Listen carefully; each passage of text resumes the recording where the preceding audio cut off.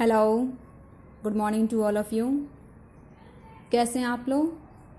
अच्छे, मैं भी बहुत अच्छी हूँ। तो हम पढ़ रहे हैं parts of speech. Okay, parts of speech में हमने नाउन को पढ़ लिया, प्रोनाउन को पढ़ लिया, एडजेक्टिव को पढ़ लिया एंड वर्ब को पढ़ लिया है। ओके, अब जो हमारा न्यू टॉपिक है, यानी हमारा मैं इसलिए बोलती हूँ क्योंकि मैं पढ़ा रही हूँ तो आप पढ़ रहे हैं, ठीक है। वो क्या है? हमारा एडवर्ब है, ठीक है, क्योंकि वर्ब के बाद ही एडवर्ब आता है। जैसे कि हमें नाउन, प्रोनाउन, एडजेक्टिव, वर्ब से काफ़ी सारी नॉलेज मिली, ऐसे ही क्या है हमारा मतलब कि एडवर्ब से भी काफ़ी सारी नॉलेज मिलेगी। तो चलिए स्टार्ट करते हैं। An adverb is that word in a sentence which modify का मतलब क्या होता है? परिवर्तन करना। डिस्क्राइब का मतलब मॉडिफाई या डिस्क्राइब बोल सकते हैं, तो मतलब कि किसी के बारे में बताना या फिर उसकी मीनिंग को परिवर्तन करना। द मीनिंग ऑफ वर्ब और एडजेक्टिव और अनदर एडवर्ब और एडवर्बियल फ्रेज, ये जितने भी मैंने मतलब कि अंडरलाइन किए हैं ना, जितने भी वर्ड को, ये एडवर्ब क्या करता है? मेनली इन्हीं के बारे में बताता है। वर्ब के बारे में, एडजेक्टिव के बारे में, एडवर्ब के बारे में और एडवर्बियल फ्रेज के बारे में। देखिए, आपको पहले भी पता है कि वर्ब क्या है। वर्ब से हमें किसी एक्शन का पता चलता है। एडजेक्टिव से क्या होता है? हम नाउन या प्रोनाउन के बारे में डिस्क्राइब, जिसकी गुड, हॉनेस्ट।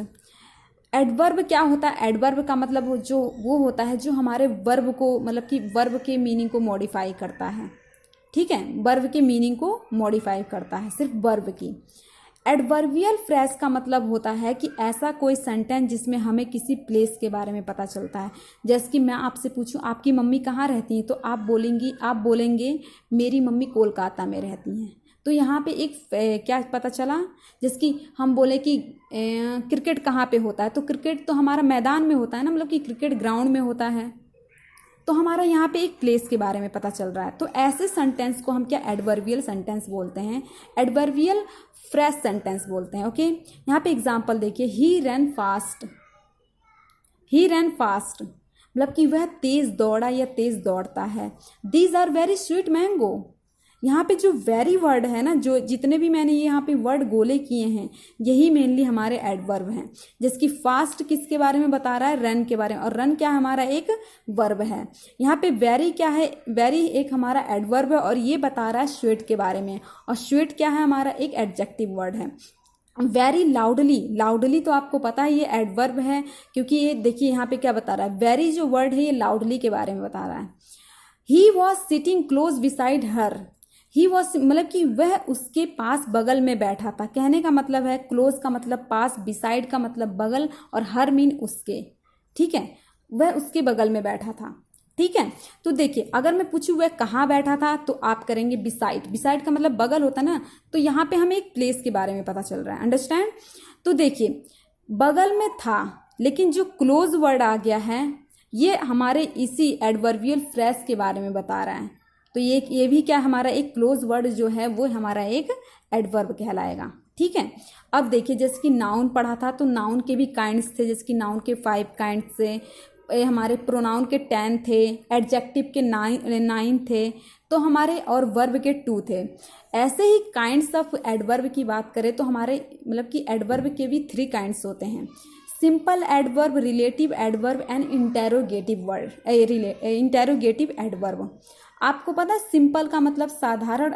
एडवर्ब को हम हिंदी में बोलते हैं क्रिया विशेषण, क्योंकि क्रिया इसलिए आता है क्योंकि एड से मतलब हमारा क्रिया निकलता है, वर्ब से क्रिया विशेषण। क्रिया का मतलब वर्ब से क्रिया का पता चलता है और विशेषण एडजेक्टिव से पता चलता है।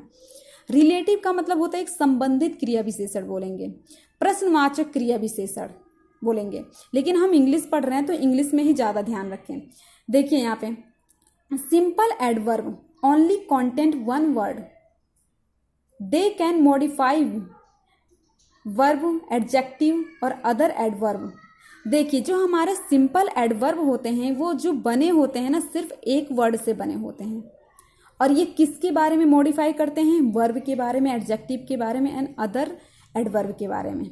ओके, और एक बात और, अभी मैं एग्जाम्पल दिखाऊंगी तो और अच्छे से क्लियर होगा। यहाँ पे पहले आप डेफिनेशन देख लीजिए, थोड़ा सा रूल। अभी आपको जब मैं एक एक खोल के पढ़ाऊंगी कि सिंपल एडवर्ब के कितने काइंड्स होते हैं, रिलेटिव के कितने, तब और मजा आएगा। ये तो आज इंट्रो है एडवर्ब का। तो देखिए simple adverb can be used anywhere. Anywhere का मतलब होता है कहीं भी, इन सेंटेंस। कहने का मतलब है कि जैसे कि जो हमारे एडवर्ब होते हैं, अगर हम सिंपल एडवर्ब की बात करें तो सेंटेंस में वो कहीं पर भी, स्टार्टिंग में भी आ सकता है, वो हमारे मतलब कि एंड में भी आ सकता है और मिडल में भी आ सकता है। ठीक है, इन द सेंटेंस। यहाँ पे मैंने लिखा स्टार्ट, मिडल, एंड। यही कहने का मतलब है कि स्टार्टिंग में, मिडल में और एंड में। ओके, और देखिए यहाँ पे एक चीज़ मैं आपको और बता रही हूँ। ये तो पता चल गया कि हमारा, हाँ, जो हमारे एडवर्ब होते हैं, वो एडवर्ब का जो यूज़ होता है मेनली, वो हमारा हमेशा क्या, वर्ब के बाद किया जाता है। कोई सा भी अगर एडवर्ब हो तो उसका जो यूज़ होगा ना, वो सिर्फ वर्ब के बाद में, या फिर हम जब ट्रांसलेशन करते हैं तो वर्ब के बाद हमारा ऑब्जेक्ट भी आता है, तो ऑब्जेक्ट के बाद में हम क्या यूज़ करेंगे, एडवर्ब का यूज़ करेंगे। Understand.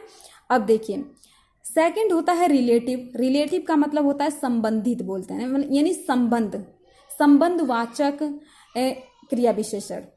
A relative adverb is an adverb that introduce a relative clause which is sometime called a relative adverb clause. कहने का मतलब ये है कि ये जो रिलेटिव एडवर्ब होते हैं वो हमारे क्या करते हैं कि रिलेटिव एडवर्बियल क्लॉज का मतलब कि ऐसे सेंटेंस जिसमें हमें किसी रिलेशन का पता चलता हो। जैसे कि आपने रिलेटिव प्रोनाउन पढ़ा था तो उसमें कुछ ऐसे बहुत सारे वर्ड आए थे, जैसे कि व्हाट, हु, ये सब क्या हमारे हु थे ना, हु, होम, ये सब हमारे क्या थे, रिलेटिव प्रोनाउन थे। तो इसमें रिलेटिव एडवर्ब भी जो उसमें बताता है, कि उसके बारे में बताता है जहाँ पे हमारे रिलेटिव सेंटेंस पाए जाते हैं। ठीक है, relative adverb can be used only middle in the sentence. ये हमारे सिर्फ और सिर्फ मिडल में यूज होते हैं और ये हमारे कहीं पर भी यूज होते हैं। अब देखिए थर्ड, इंटेरोगेटिव एडवर्ब। ये बहुत इंपॉर्टेंट है। Interrogative adverb is placed at the beginning of the sentence. ये जो हमारे इंटेरोगेटिव एडवर्ब होते हैं ये मेनली हमारे हमेशा सेंटेंस के स्टार्टिंग में आते हैं। ऐसा नहीं होता है कि जैसे कि ये मिडल में आ गया तो ये तो कहीं पे भी आ सकता है क्योंकि ये सिंपल है। बट हमारे इंटेरोगेटिव एडवर्ब जो होते हैं सिर्फ और सिर्फ हमारे स्टार्टिंग में आते हैं। तो एग्जाम्पल देखिए और अच्छे से क्लियर होगा। यहाँ देखिए एग्जाम्पल ऑफ एडवर्ब। सबसे पहले में सिंपल एडवर्ब के एग्जाम्पल है, फिर रिलेटिव का, फिर इंटेरोगेटिव का। जैसे कि ही रैन फास्ट, तो यहाँ पे भी तो देखिए फास्ट तो एंड में आया है और वर्ब क्या हमारा, मैंने बोला था ना अभी कि कोई भी अगर एडवर्ब हो तो हमारा वो वर्ब के बाद या ऑब्जेक्ट के बाद ही यूज होता है। तो देखिए यहाँ पे he ran fast, these are very sweet mango, sweet mango. तो यहाँ देखिए he speak very loudly, speak क्या है, वर्ब है, वर्ब के बाद हमने क्या सिंपल एडवर्ब का यूज किया है।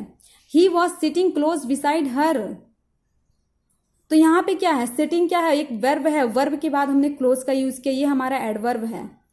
और देखिए अगर किसी सेंटेंस में हमारा सिंपल एडवर्ब स्टार्टिंग में आता है तो वो जो होता है वो जो सिंपल एडवर्ब होता है वो पूरे सेंटेंस के बारे में बताता है। सर्टेनली सी इज राइट, निश्चित रूप से वह सही है।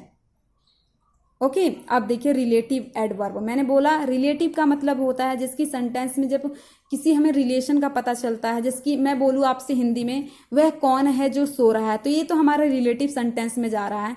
तो यहाँ पे भी एक ऐसा वर्ड आएगा जो हमारे रिलेशन को संबोधित करेगा। देखिए I know where she live, क्या होगा यहाँ पे, I know where she live, मैं जानता हूं वह कहाँ रहती है।